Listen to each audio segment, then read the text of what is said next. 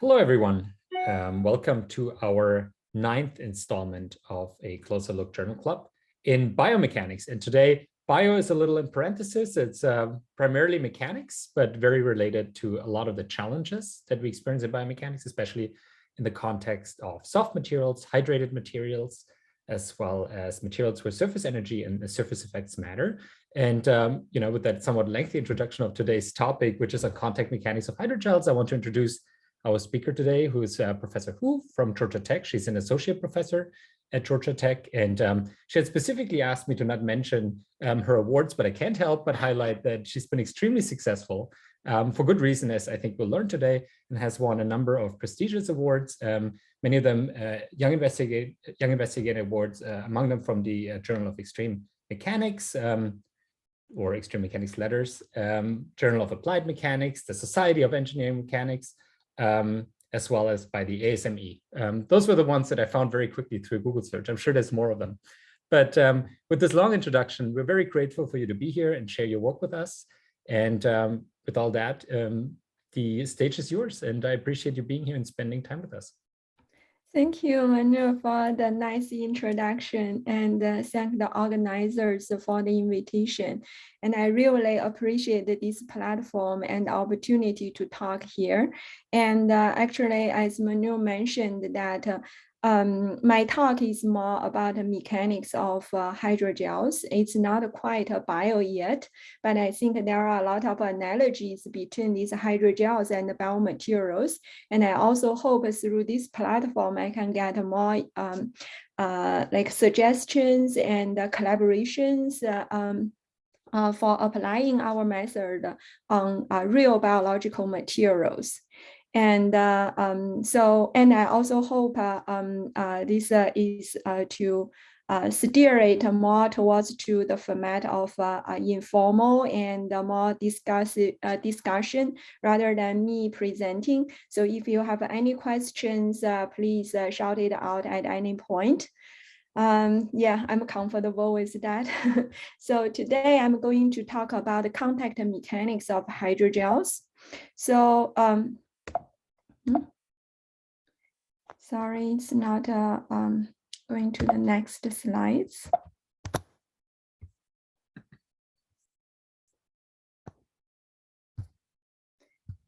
Okay, so gel is composed of polymeric network and solvent molecules.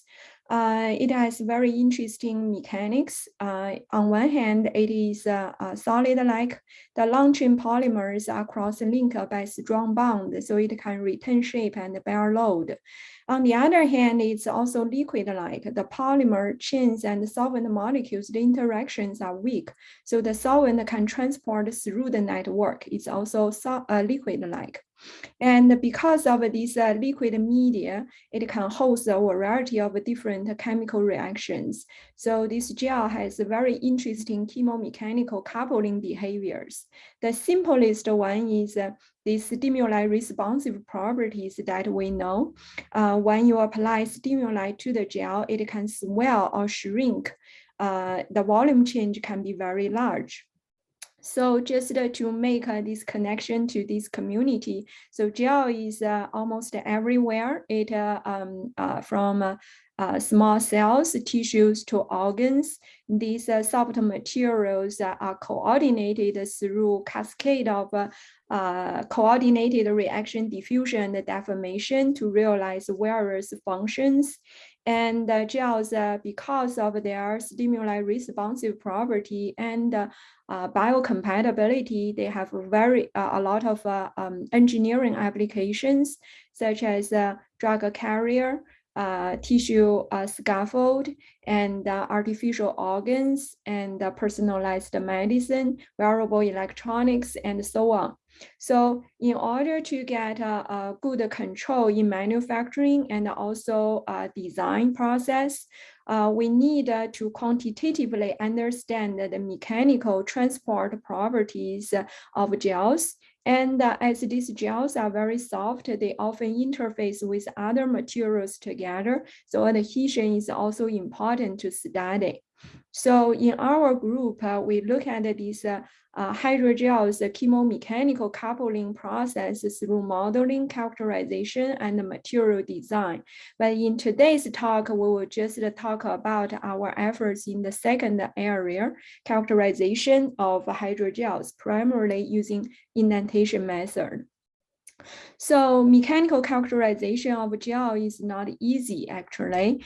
All gels are soft. Some of them are also slippery, brittle, saggy, and inhomogeneous. So these conventional methods like tension, compression, and torsion are very difficult to be applied on these materials. Clamping is an issue, and keep it in the hydrated environment is also challenging. So, but comparatively, indentation is very simple. It requires minimum specimen preparation. You just put the sample there and compress on it. You can do the measurement, and it can be performed several times on a single specimen and across different length scales just by changing the size of the indenter. But the difficulty for using indentation is mostly from the theoretical aspect. This is a complex boundary value problem. It's a mixed boundary value problem. Within the contact area, it's a displacement boundary. Outside is a force boundary.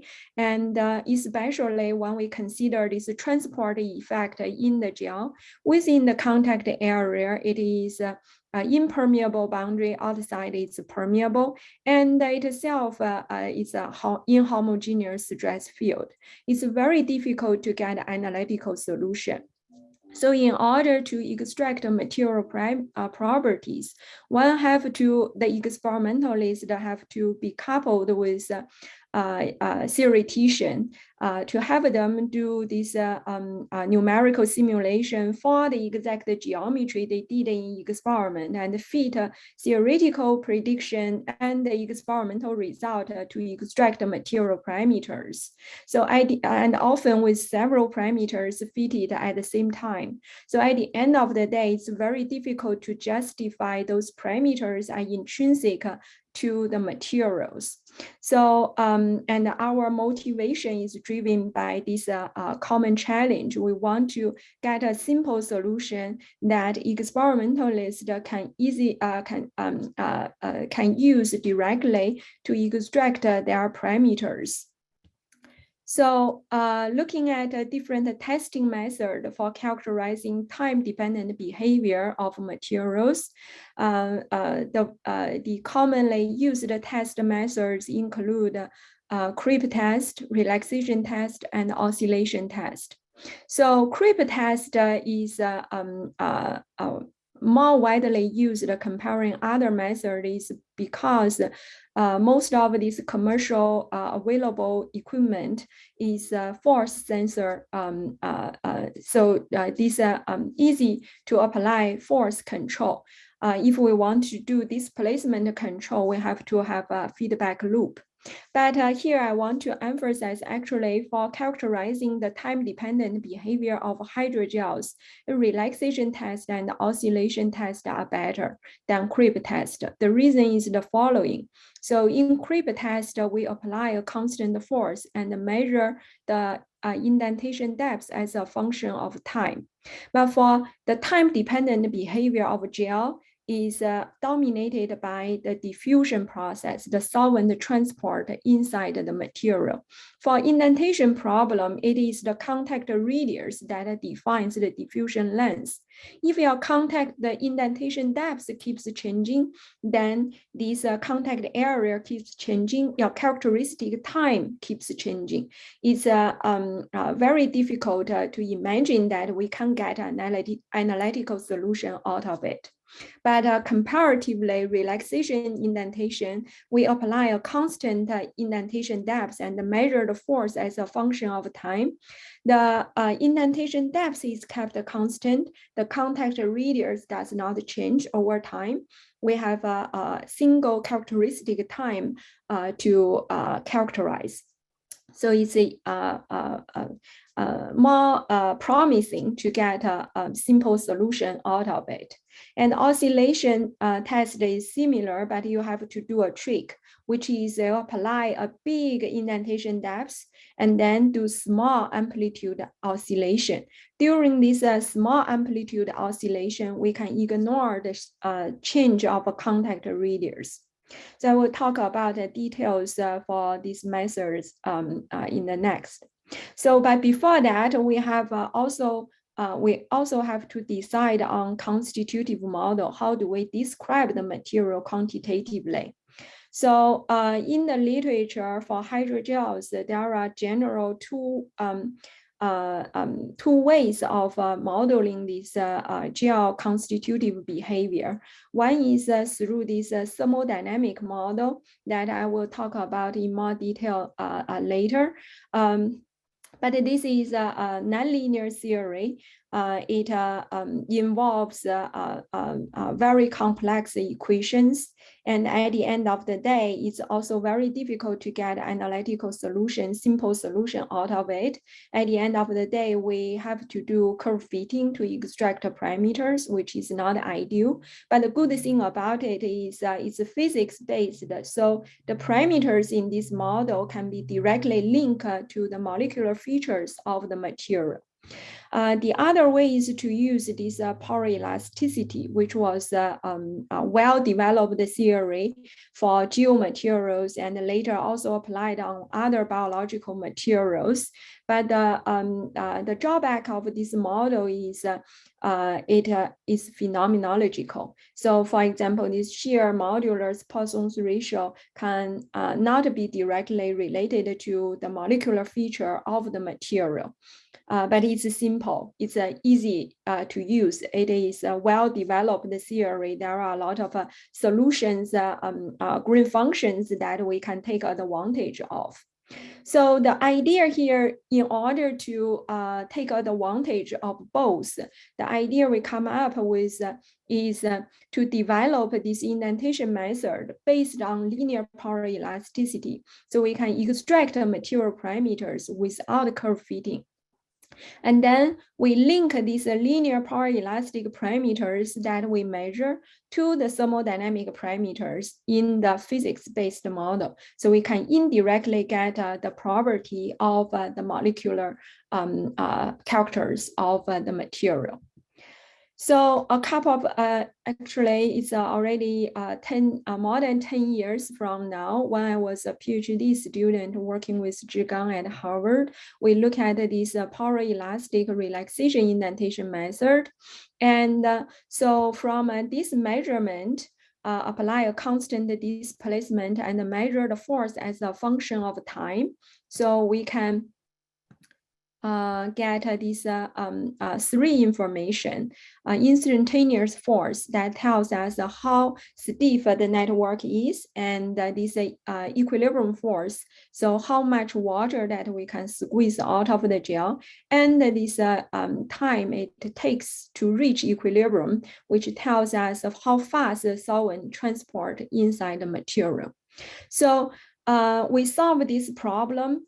But important, I will not bore you with all the equations, but just to emphasize this conclusion that we found for such a complex problem, actually, this force relaxation function can be represented by just a function of one single non-dimensional quantity, dt over a square. D is diffusivity, A is contact radius. So this scales with this diffusion type of time scale. And we solve this problem. This function is only different for different shape of indenter. It's independent of size of the measurement. So that means each curve you see here is a master curve for the different shape of indenter. So from now on, people don't have to do numerical simulation for their geometry of measurement anymore. They can just directly use this master curve to extract the material parameters. So So I see Manu has a question. Yeah. You can just shout out. Yeah. Okay. I'm wondering, for what class of materials does that hold true, right? Because I assume that is for a specific type of gel, or at least specific to gels.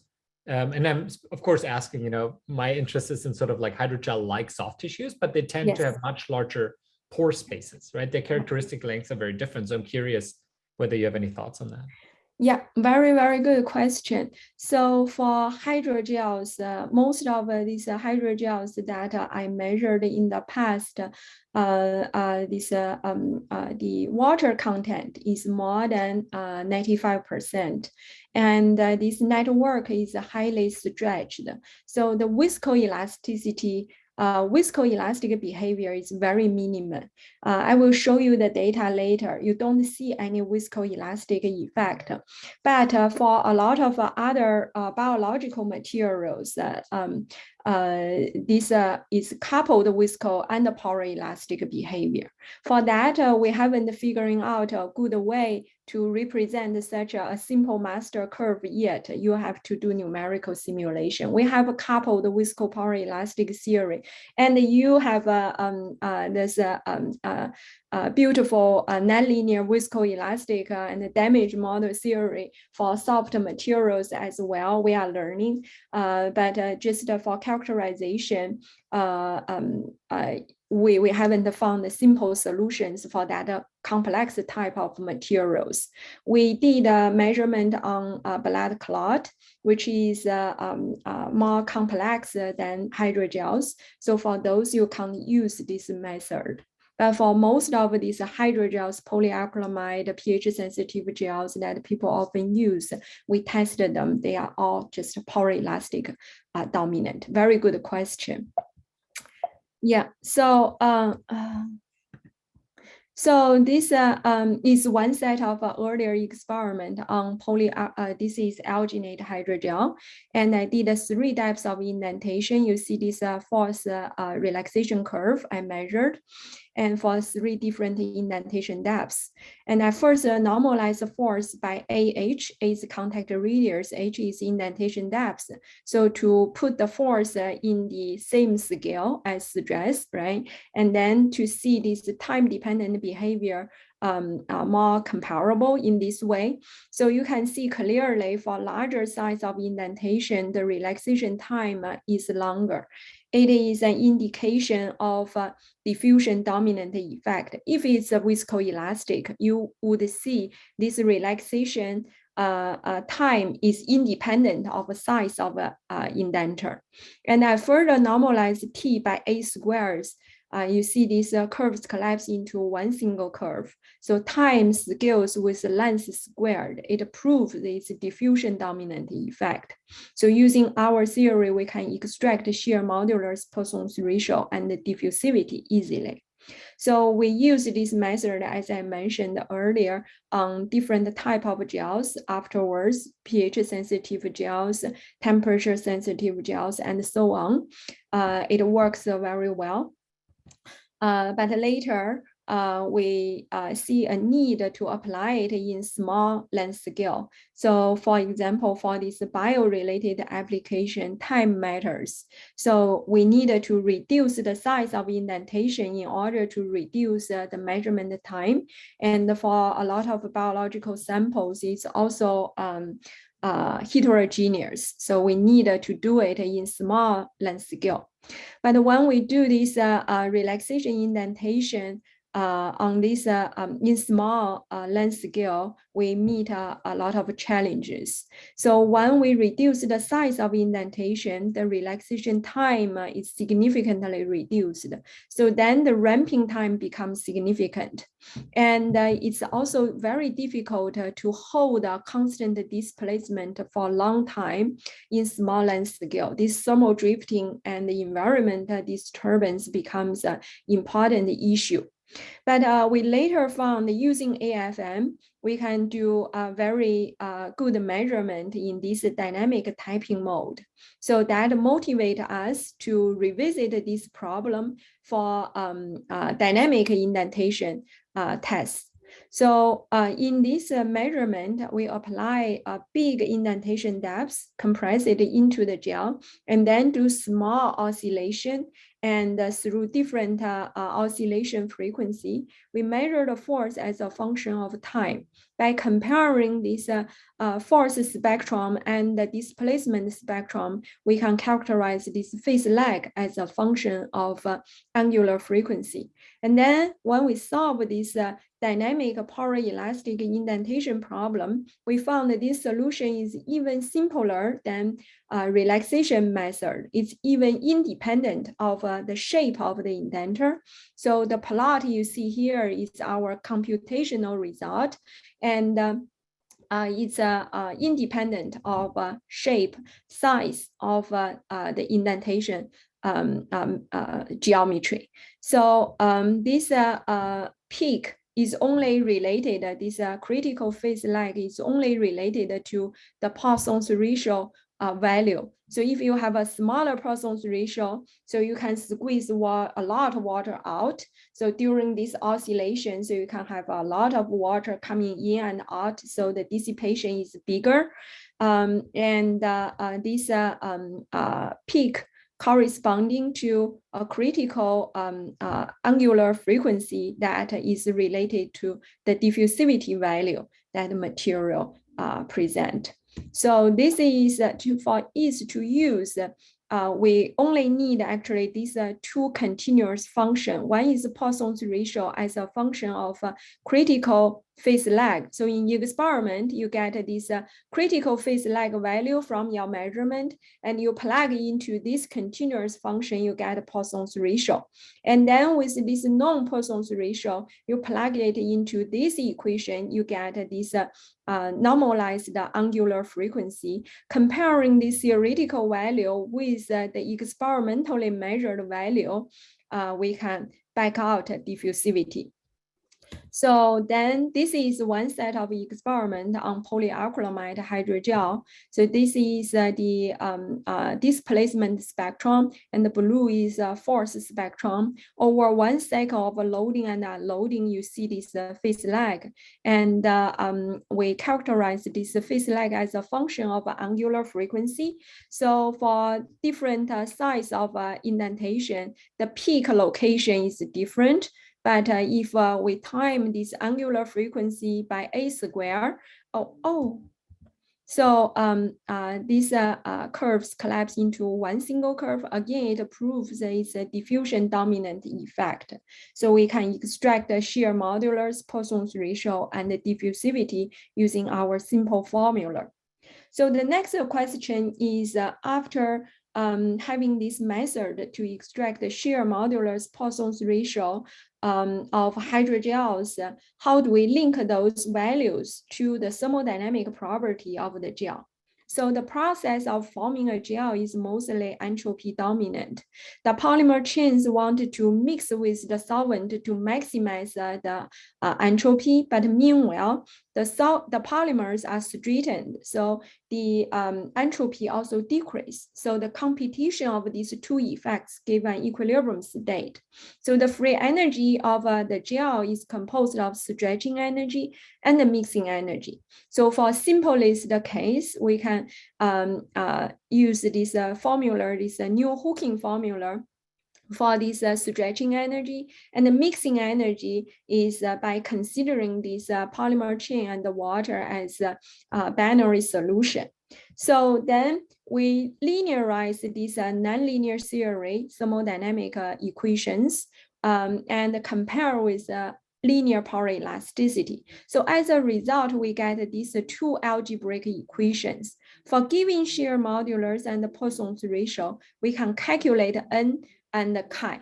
N is the number of chains per unit volume of dry polymer. It is related to crosslink density. Chi is the so-called Flory-Hawkins parameter. It describes the enthalpy of mixing. So we first look at this comparison for PDMS swollen in different organic solvent. So for different material system, we did the indentation to characterize shear modulus and the Poisson's ratio. And for given shear modulus, we can calculate and the Poisson's ratio, we can calculate N. And actually, NKT is the shear modulus of dry polymer before it swells in any organic solvent. For PDMS, we can independently measure this value, and you see we get a very good agreement. And what's interesting is about the chi. Chi describes the enthalpy of mixing. So in literature, people have used different ways to measure this chi value. And our mechanically characterized chemical parameter chi value is very consistent with literature reported value, which is good. So meaning that our methodology works. But with that, we further ask another question. So for PDMS, the swelling ratio is relatively small. So the linear swelling ratio is just about at most 15%. But for hydrogels, the swelling ratio is very big. Then the question is whether these thermodynamic parameters and kinetic properties will be a function of concentration. So we know for polymer solution, not a cross-linked polymer gel, just the polymer dissolving in water, people have shown that chi is a function of concentration and D as well. But the question is it true the same for hydrogel? If so, what is the value? So then in order to look at this problem, we put this gel in different PG solution of different concentration. So these PG molecules are very big, so they won't go into the gel. Different concentration just to regulate different osmotic pressure from outside. So for higher PG concentration, the swelling ratio of the gel is smaller. So for that, we carry out this indentation measurement on this same gel swollen in different PG concentration solutions. So to swell it in different state, and we did this measurement. You see they all show diffusion dominant effect. And then this is diffusivity chi and N as a function of swelling ratio.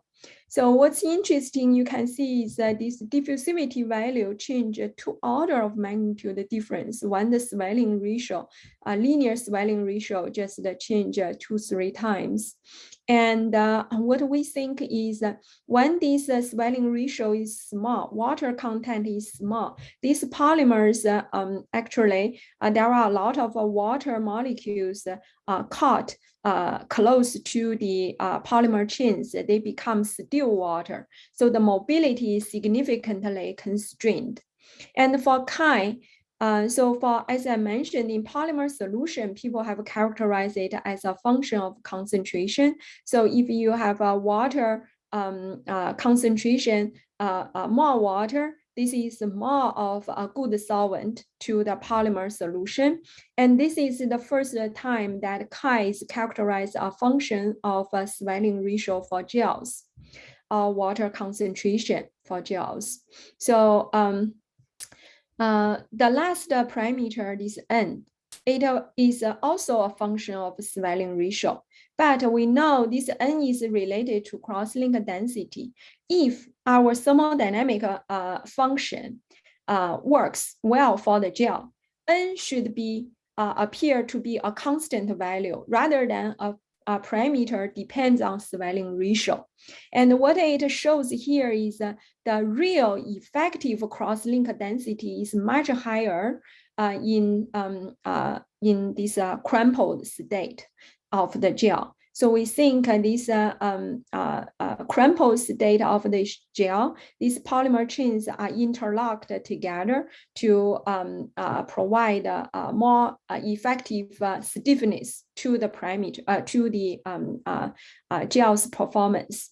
So this also indicate that this thermodynamic model that we used before, particularly this new hooking model for the stretching energy needed to be modified. So effectively, this should become softer as it swells more. So then we get back to the thermodynamic of this free energy function. Previously, we used new hooking model. Now we think we need to modify it to take into consideration this so-called string softening effect. These polymer chains are unentangled, so they become softer. And even so, it's not enough. For the value of change that we measured, we have to compensate this swelling-induced softening effect as well. And we also find we need to slightly modify this mixing energy also by time it with a parameter beta. Actually, this is originally incorporated in this Flory-Huggins paper in 1960s. This is to consider the size difference between the polymer and this solvent when you mix them together. So with that, to test this validity of this free energy function, we again did a linear perturbation and link these new parameters G1, G2, and K0, Ke to the thermodynamic, this linear poroelastic parameter G and mu for different swelling ratio. So then we test out this theory for gel in different compositions. And for each composition, we put it in different PEG solution to swell it to different amount. So if it works, then we will have a G1, G2, Ke constant rather than a property depends on swelling ratio. And these values can depend on gel composition, but not depends on, for the same composition, it should not depend on swelling ratio. And the beta should be a constant value over different swelling ratio and also independent of hydrogel composition. And the chi is the chemical interaction property between solvent and the polymer. It should be independent of hydrogel composition, but it should depend on polymer concentration. In other words, swelling ratio.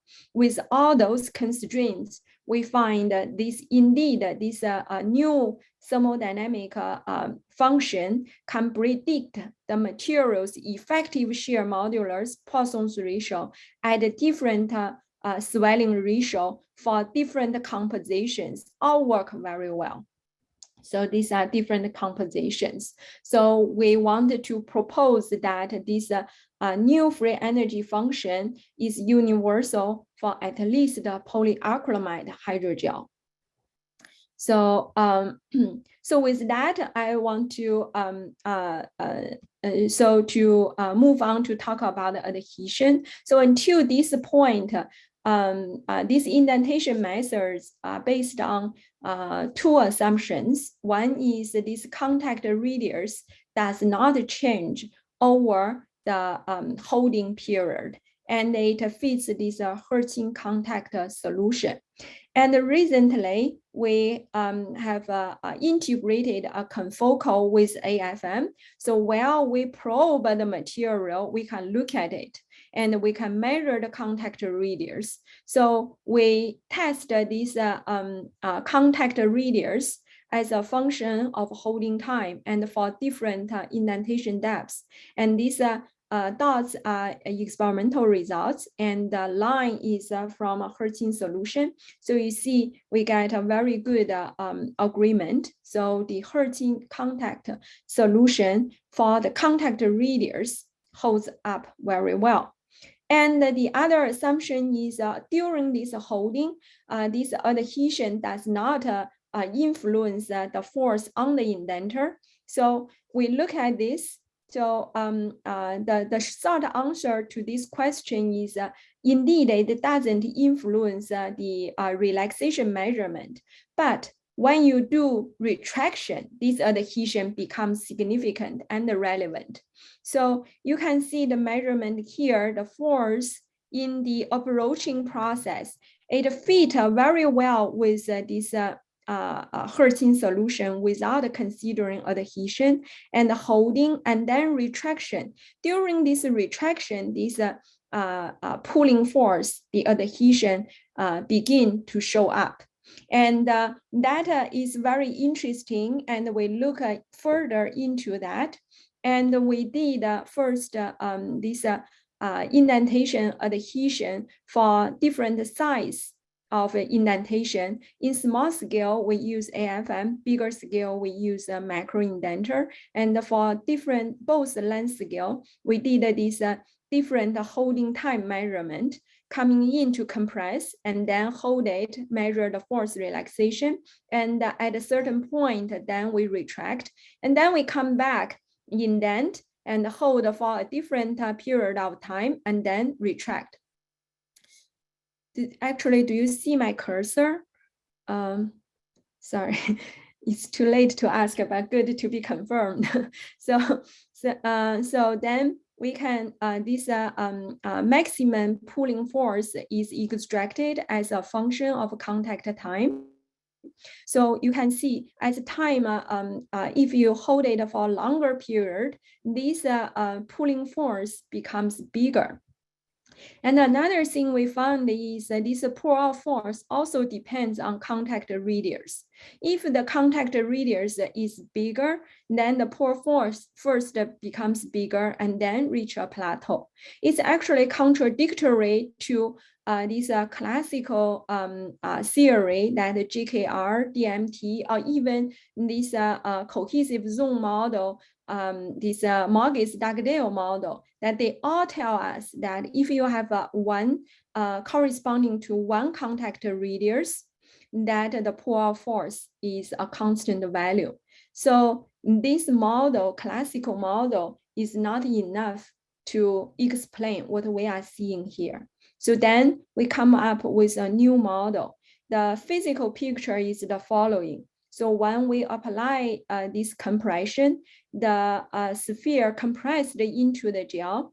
And in the beginning, there is no long-range interaction. So the sphere is pressed into the gel, and the contact radius follows no adhesion solution. But during this holding time, these parts that the indenter and the gel are in contact, they start to build this connection.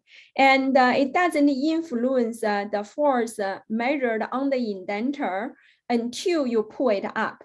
So during compression, this adhesion does not change the compression stress distribution in the gel. But when you pull it up, this cohesive zone will be developed during this pulling process. So when you pull it further, these tethers start to break from the outside and in. So when your initial contact radius is big, as you pull it up, and it's bigger than the cohesive zone size. So as you pull it up, the cohesive zone will be developed first and become bigger and bigger until it becomes a critical value. Then it will start to break from the outside. So if your initial contact radius is very small, then this cohesive zone has not been fully developed during this pulling process. So the breaking already started to happen. So that gives you this size-dependent process. So with that, we build a model and so to calculate this process. So this is the theoretical result, this pulling force and this adhesion energy as a function of normalized contact radius, initial contact radius. And it is only, this curve only depends on one other non-dimensional quantity, lambda. It is the ratio between this elastic deformation due to adhesion and the separation distance. This is the same as defined in original Morgan-Stockdale model. So then with this model, we can fit with this experimental result. Now we can simulate this length-dependent adhesion. So we can really extract this adhesion energy, adhesion strength, and separation distance very quantitatively using this model for the gel. So, so with that, actually, this is only extracting this pull-out force and adhesion strength. We can also use this model to extract this contact radius value, and that we can independently measure in experiment using this integrated AFM and confocal. So here is the experimental result using this AFM and confocal. So you can see this green curve is JKR theory, and this purple one is Hertzing contact. And this yellow one is what we call our model, this transition theory. Certainly our model fits better than the other two, but still it's not perfect. And this turns out to be due to the pooling rate effect. So in this transition theory, so far that I described, we have not considered this pooling rate effect. So then we look at that into more detail as well. So in experiment, we did this pull-out force as a function of pulling speed for the same holding time. And these dots, discrete dots are from experiment. So what's interesting here you see is in the past, generally what people see this pull-out force as a function of pull-out speed is it's monotonically increasing. The reason is because you pull it faster, so the polymers has less time to relax. So the effective strength is higher. So the pull-out force is higher. But here in our experiment, this is the first time that is shown that there are 2 time scales in this pulling as a function of pulling speed measurement. So the reason is because here there is a competition. First, if you increase this pull-off speed in the beginning, that you don't give it enough time to build up the adhesion. So this pull-out force is actually decrease. But later, when you pull it even faster, then this strengthening this less time for the polymer to relax, that stiffening effect shows up.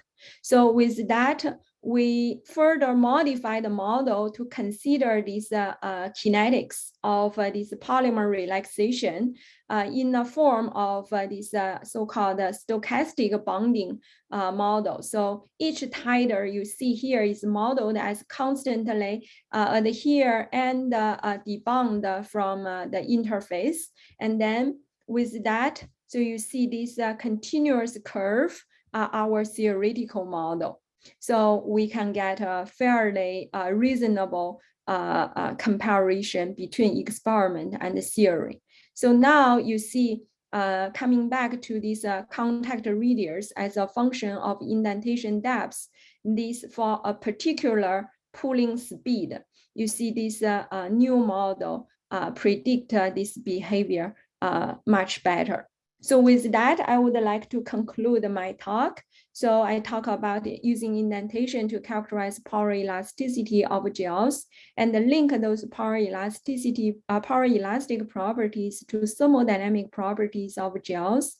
And we use this method to probe and find a universal free energy function for polyacrylamide gel. And we further look into the effect of adhesion. We find that this first time on hydrogels, this so-called adhesion hysteresis, and explain the length-dependent adhesion and build this kinetic model to look into this pulling force dependence on the pulling speed. So with that, I would like to thank my student for doing the work, particularly these two students for the work that I presented today. And any questions? Thank you for your attention. Thank you. That's absolutely fantastic. It's easy to see why people would want to give you awards. Thank you. If I had any, I nice. would give you some as well. I really appreciate that. And actually, a friend and colleague of mine, Birkin Dortivan Lioklu, with whom I'm doing research right now on nano-indentation of soft materials, is also on this call. And together we've thought and struggled with many of these concepts. And I think we have a bunch of questions. But before I'm going to bore everybody with my questions, I want to open the floor first for questions from the audience. I think y'all can just speak up or raise your hand. Birkin, just go for it. Thank you, Yuhang, for this great presentation. My question is related to the last part where you had this rate-dependent experiments. Was the hydrogel fully swollen in those experiments, or was it in the dry conditions? So these gels, they are always in fully swollen condition. Yeah. I see. Do you think this rate dependency would be different if it was in a dry condition? That's a very good question. So actually, I forgot to emphasize a point that I wrote here, but I didn't elaborate. So so this natural question coming out is whether this pull-out force as a function of contact time has any relation with the solvent transport, right? So this you can see from here, this indent and then hold it, the force relax, and then for certain different period of time, then we retract, right? And you can see this in small scale, this relaxation time is very, very short. It's in a few seconds, but you see this adhesion force keeps increasing. It's clearly independent of this time scale, time dependent behavior of the bulk property of the material. So no, in that sense, this adhesion hysteresis time scale is independent of the bulk. But this adhesion force will certainly be different if we test the gel in different swollen state, because the polymer concentration will be different and so on. That's an interesting question and should be the next experiments to test. Yeah. Yep, thank you.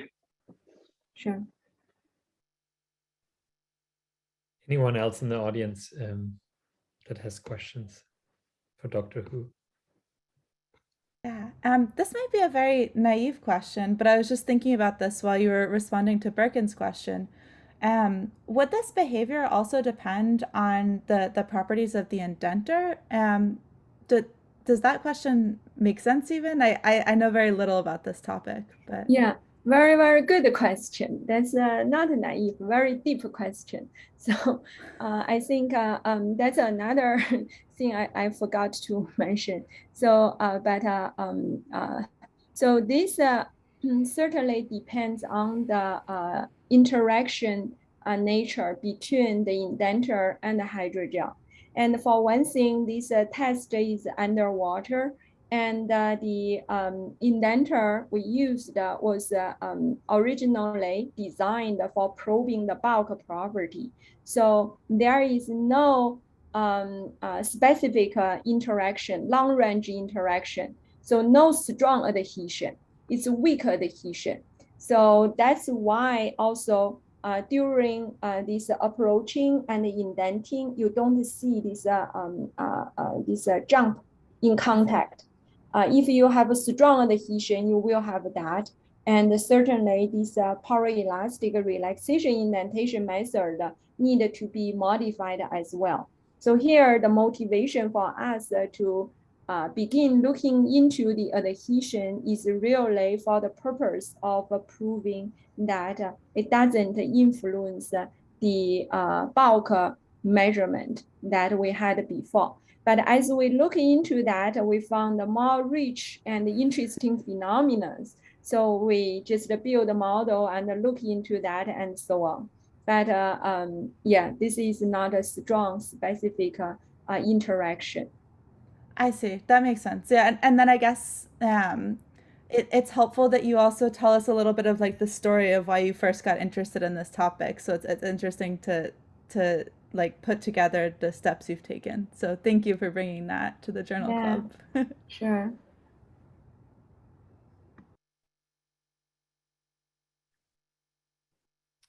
Anybody else? Any other audience questions? Hi, can I ask a question? Sorry, I can't figure out how to raise my hand. Oh, I Colleen, got it. Of course, we would never stop. So I have a question about like making the gels.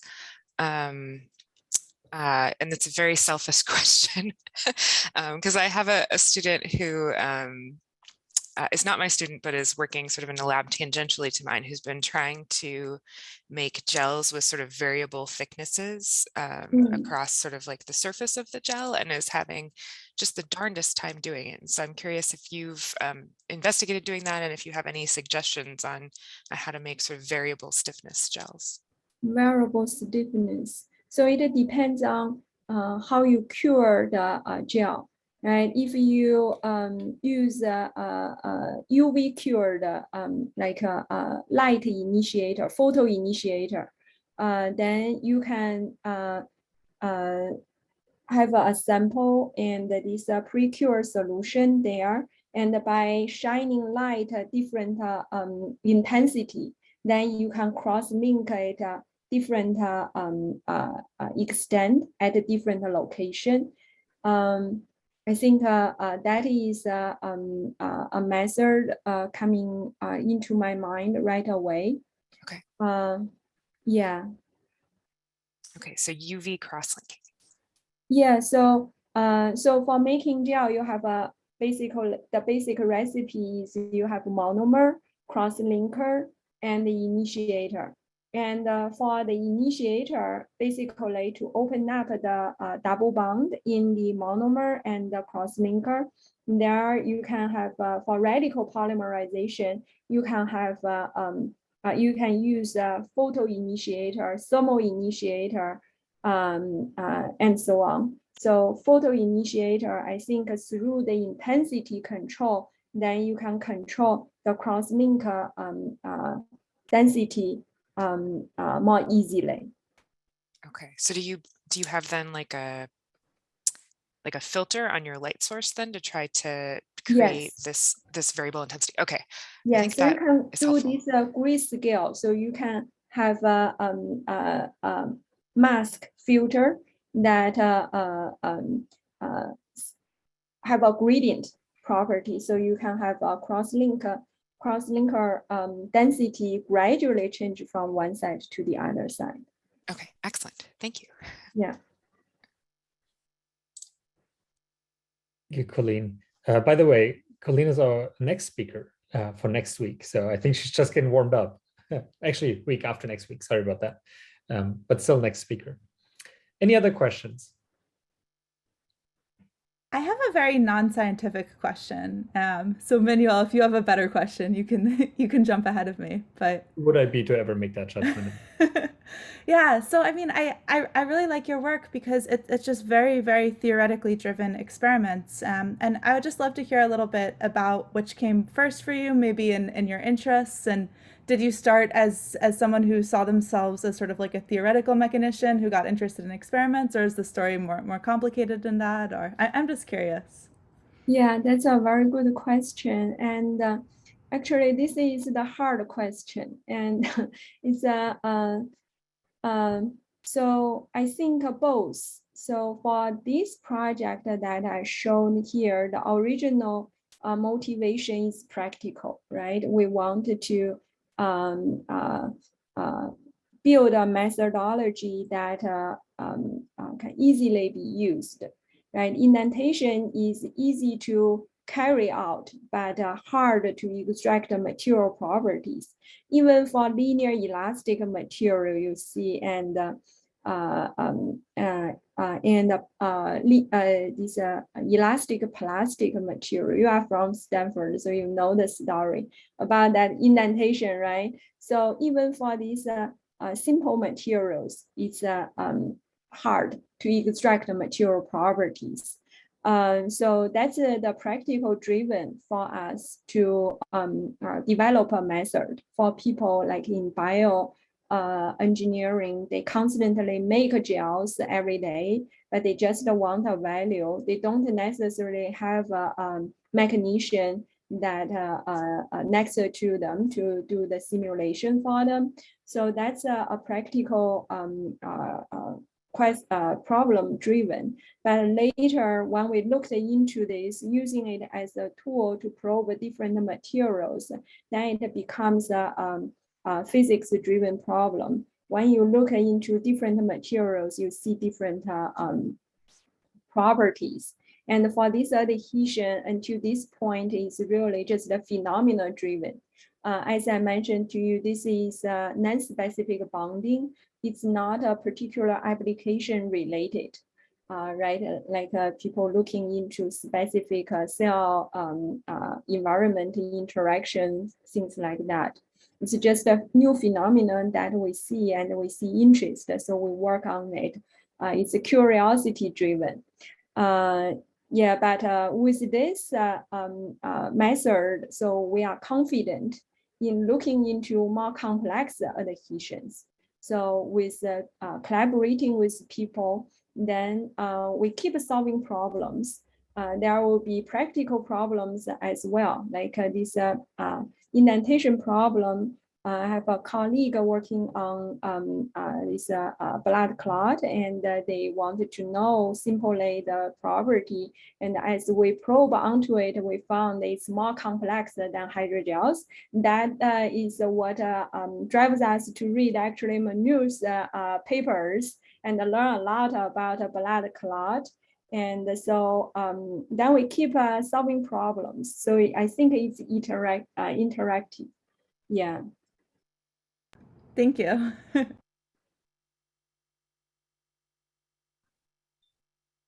I think we have one more raised hand there. Yuhang, do you still have time to answer some questions? Because yes. I know it's yeah. Okay, perfect. Thank you so much for the talk, Professor Hu. From your picture on the the bottom left, I can see it's a Femotor 2, right? Huh? Sorry. No, the picture on the bottom left of this page. Oh. It's a Femotor 2 machine, right? The macro indenter machine, right? You mean extreme mechanics later? No, the picture, the image, the snapshot. This one? Yeah. So actually, we are using Femotor 2, this macro indenter in our lab, but I have a problem with that. That I was struggled with it. So I think you mentioned that you use the water as the liquid to keep the sample, hydrated. So I met this problem when I use water for this macro indenter. I actually can get a very large, resistant force between the water and the tip. I'm curious, have you ever met this problem, or and how did you solve it? This is my first question. I have another very simple question. Maybe I can ask later. Yes, either way, maybe I just answer the first question first. So it's a very insightful question. So actually, we do have that issue. For AFM, we don't, because everything is, we do it in a fluid cell. So everything is immersed in water. There is nothing coming in and out of water. But for this macro indenter, generally, when you have a probe going in and out, you will have this water bridge. So this force will be will influence your measurement. But you can subtract that by looking at, make sure that your force is changing linearly. So that means it's only related to this water bridging. So you can subtract that effect. So I think we talk about it in this paper. If not this one, the next one, I will find it for you. Yeah. Thank you so much. Thank you. Yeah. So my if you have time, my second question is just can you go back to page 27? Because I see some beautiful stem shots of the bead and the sample. My question is this original and the binary image. So the top left two images. Yeah. So my question is it the real-time snapshot during the indentation process is it for AFM or for the macro indenter? This is for AFM. Okay. And this is a real-time image that depending on your scan size, this takes a different amount of time. So that's why in the end, we could only see this result at one particular pulling speed. So if we pull it very, very fast, this should conform to our original transition state theory. We don't need to consider this pulling speed effect. This theory is for very fast pulling, but because in experiment, we can't capture this very fast effect. So that's why we have to modify our theory to consider this pulling speed effect. I see. So this scan needs time. Yeah. Okay. Thank you for your answer. Yeah. Sure. I think a bunch of people already had to run, and we're 5 minutes after 3 p.m. Yuhang, I think everybody will agree with me that we utterly enjoyed this talk. And Birkin and I will likely contact you sometime soon and ask you for help, because we are struggling, as you can imagine. No, anyways, I learn from you. Yeah, I'll be happy to discuss. Yeah. Exactly. So with that being said, I'm going to close our journal club, and then I invite everybody to join us in 2 weeks again when Colleen is going to give our last journal club of the season. Thank you very much again. Great. Thank you. Bye, everybody.